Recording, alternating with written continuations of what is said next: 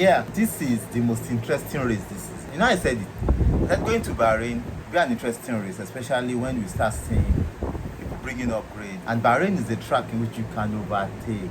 I know from McLaren were just off. Now, another thing I've always said is this: Oscar Piastri is the man for McLaren, not other way around. Welcome to Exxon F1. Today was one of the biggest races of the season and one of the best races this season. And congrats to Oscar Piastri taking pole yesterday and winning the race in a very flawless, unique fashion. Do you know the funny thing? He never break the sweat.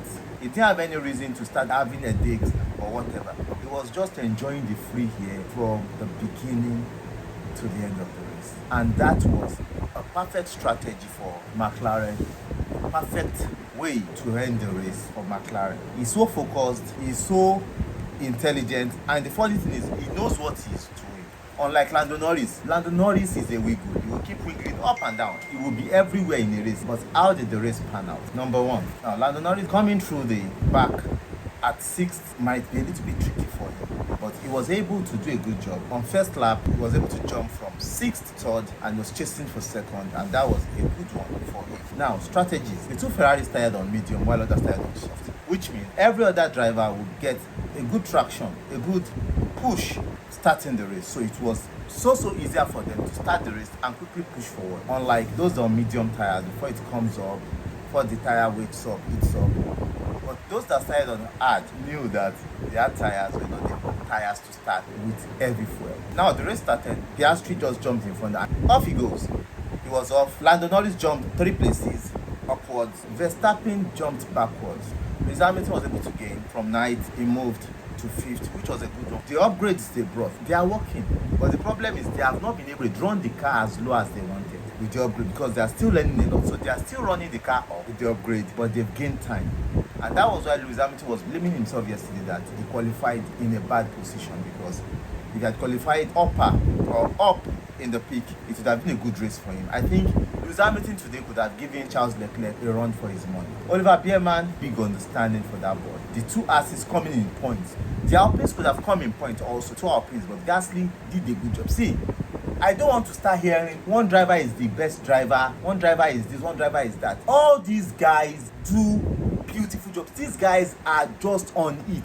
Gasly driving that car to start 4th today. Bierman, though out of qualifying, started 20th, gaining positions on the first lap to 15th. What a driver these boys are. What? These cars are not in the league of the top 4, but they are driving those cars in the league of the top 4. You can see Alpine today leading RB, the Red Bull. It was on the last lap that Max Verstappen was able to overtake Pierre Gasly on the last lap. So should we say Max Verstappen was driving a more difficult car today? That is what I don't like. Every weekend is all about Max Verstappen driving a difficult car. All these guys are driving a difficult car. Pierre Gasly drove a difficult car. The whole pundit should be saying it today. Alpine don't have any right to be in Q3. Yes, the Haas don't have any right to be in the points. I'm talking about big teams. They have big cars. They have huge contradictions, huge wide spaces. That is it. So I don't want to be like, oh, these guys. No, all those drivers are good. But one thing I love is, let's be truthful to ourselves. You can complain that Lewis Hamilton is not driving. Yes, he's not driving. Blame Carlos Sainz. Blame Nico Hülkenberg. Because a lot of people will come out and say they've been watching F1 for a long time. F1 is not a game of kids. F1 is for matured minds. F1 is for you to look at, oh, what are these guys doing? These are top 20 drivers in the world. You know the number of people that can convert this seat, but only 20 of them are able to get the seat. Gasly finishing in that car 7th, Esteban Ocon 8th, Bierman 10th. That is a massive drive for these guys, because at 7th, 8th and 10th, that is the position in which the top 4 are in 7th. The top 4 teams should be in 7th. Now we're having Aston Martin, no points today. Carlos Sainz is still young. He changed team. This should be his 5th time he's changing team. His 2nd time he's driving a Mercedes engine. You want to tell me he does not know what Mercedes engine is? You want to tell me that he does not know how the car should feel? You guys should stop blaming this guy. But in Ferrari, they may not have the opportunity of engine braking. So the car is a completely different car from the car he has been driving, or the engine has been driving for over 15 years. He's moving into a different environment. Now, look at yourself. You've been doing something for 15 years. A lot of people that are complaining, they cannot change. You have been doing something for 15 years. Now have the opportunity to change in 3 months. None of you can do it. I bet it. Some of you will not do it in a year. You will not change in a year. So it's not easy for him to change. Now, we are talking about braking system. I think they've been using different braking system. I talked about it earlier, I think CSA or something like that. And Ferrari are using Brembo brakes. Now tell me how it's easier for him. So he needs to learn. So let's go to Carlos Sainz. The same thing with Carlos Sainz. That's why Carlos Sainz is struggling. He had a big lockup today that cost him and gave him penalty. So I don't like people coming up and saying, oh, one person is done for one person. No, these guys are putting their lives online. They're putting their brains online, push everything. And let me go to Max Verstappen. He is always who he is. I love that guy. One thing I love that he did today was he brought confusion into the camp of McLaren. But Red Bull failed him. Red Bull today was a disaster. Max Verstappen could have conveniently been close to Lando Norris in the race today, because what he did at the beginning of the race, he watched everything. He made sure he saw that he gave Lando Norris 5-second penalty. He saw Lando Norris moved out of the line. He quickly mentioned it. This guy has done, because he is just 1 point behind Lando Norris starting the race. And he mentioned that first, that this guy has made a mistake. That dashed Lando Norris 5 seconds for them to change their tires twice. Both Verstappen and Yuki Tsunoda, the lights should go green. Mistake. The team lost time.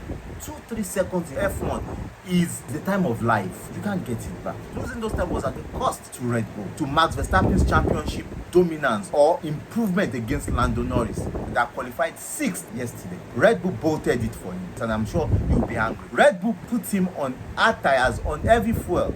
Tires they did not test all through the weekend. Strategy zero. Red Bull showed inexperience in strategy today. Total immaturity. That was what Red Bull showed today. After he changed his tire, the whole race was messed up by his team. The second pit stop, they were unable to remove the front right tire, and again, he lost time. What are they doing to lose so much time that it affected Max Verstappen's lack of strategy? And I'm so angry. Seriously, I'm so angry because I'm not happy. This championship should be close, should be enjoyable. It should be what we want to see. Should be what we should enjoy, not what Red Bull is doing or what Red Bull did today to mess the whole thing up. And for me, I'm not happy, seriously. But Max Verstappen drove a beautiful race today. Ended the race in 6th. Decent point for him. He's still in the championship. He's now third. Oscar Piastri has moved top of the championship ahead of his teammate Lando Norris. The next race will determine what McLaren should do. But I think the next race may not be a McLaren race, because Mercedes are closer. Carlos Sainz still needs to know how to drive the Williams, which is still struggling with. Nico Hülkenberg is really struggling in that Sauber. Now, let me talk about Kimi Antonelli. Kimi Antonelli is a problem. I said it last week. Let me say it again. Kimi Antonelli is a problem. That boy is going to bring problem for the likes of Max Verstappen, George Russell.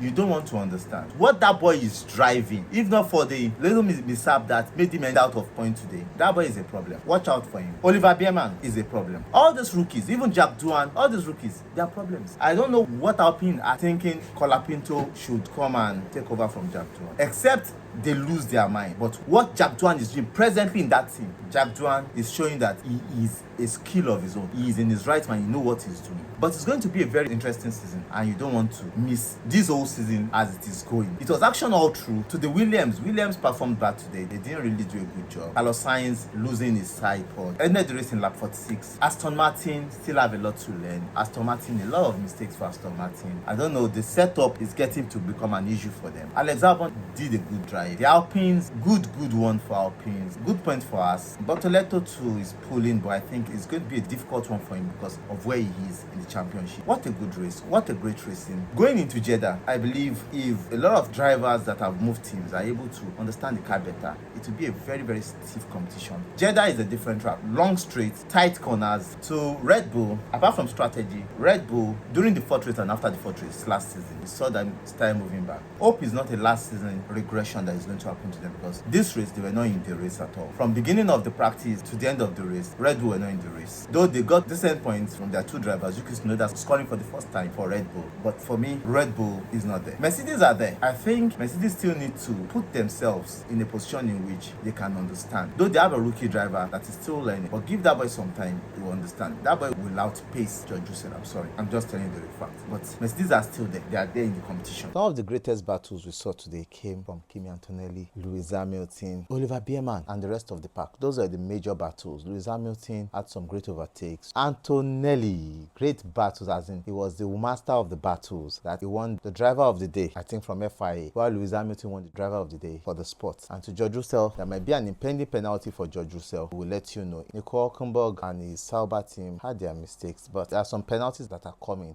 But going to Jeddah, I think it will be a very different story entirely, because there are so many opportunities to overtake in Jeddah also. It's an hybrid track, a street plus major racing track, because those corners give it a street vibe. Then the straights, the other things gives it the normal race track. So it's going to be an interesting one. There will be some other analysis I'll be making about the drivers, about the race. But it was a good one. I hope you guys enjoyed it. Love you guys.